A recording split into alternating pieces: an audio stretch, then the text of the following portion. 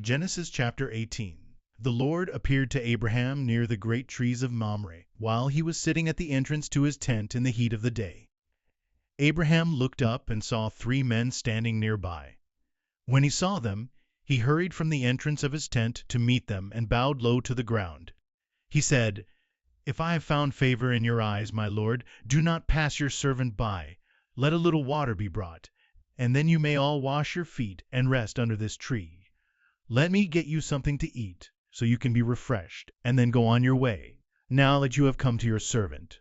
"Very well," they answered, "do as you say." So Abraham hurried into the tent to Sarah. "Quick," he said, "get 3 seahs of the finest flour, and knead it and bake some bread." Then he ran to the herd and selected a choice, tender calf and gave it to a servant, who hurried to prepare it. He then brought some curds and milk and the calf that had been prepared, and set these before them. While they ate, he stood near them under a tree. "Where is your wife Sarah?" they asked him. "There, in the tent," he said.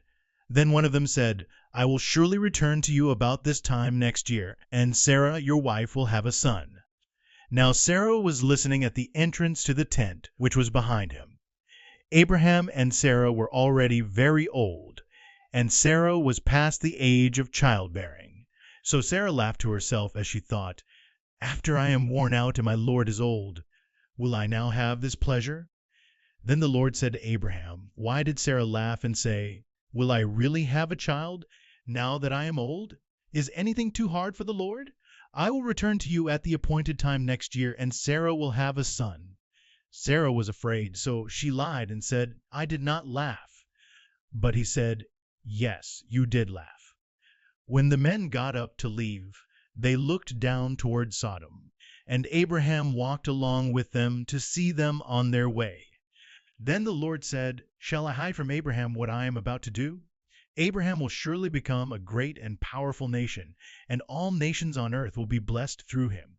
For I have chosen him, so that he will direct his children and his household after him to keep the way of the Lord by doing what is right and just, so that the Lord will bring about for Abraham what he has promised him." Then the Lord said, "The outcry against Sodom and Gomorrah is so great, and their sin so grievous, that I will go down and see if what they have done is as bad as the outcry that has reached me. If not, I will know." The men turned away and went toward Sodom, but Abraham remained standing before the Lord. Then Abraham approached him and said, "Will you sweep away the righteous with the wicked? What if there are 50 righteous people in the city? Will you really sweep it away, and not spare the place, for the sake of the 50 righteous people in it? Far be it from you to do such a thing, to kill the righteous with the wicked, treating the righteous and the wicked alike.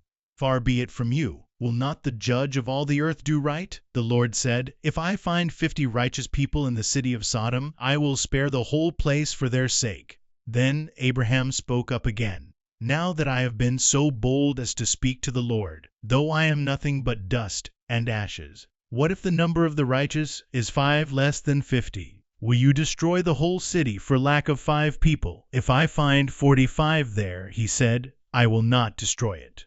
Once again he spoke to him, "What if only 40 are found there?" He said, "For the sake of 40, I will not do it." Then he said, "May the Lord not be angry, but let me speak. What if only 30 can be found there?" He answered, "I will not do it if I find 30 there." Abraham said, "Now that I have been so bold as to speak to the Lord, what if only 20 can be found there?" He said, "For the sake of 20, I will not destroy it." Then he said, "May the Lord not be angry, but let me speak just once more. What if only 10 can be found there?" He answered, "For the sake of 10, I will not destroy it." When the Lord had finished speaking with Abraham, he left, and Abraham returned home.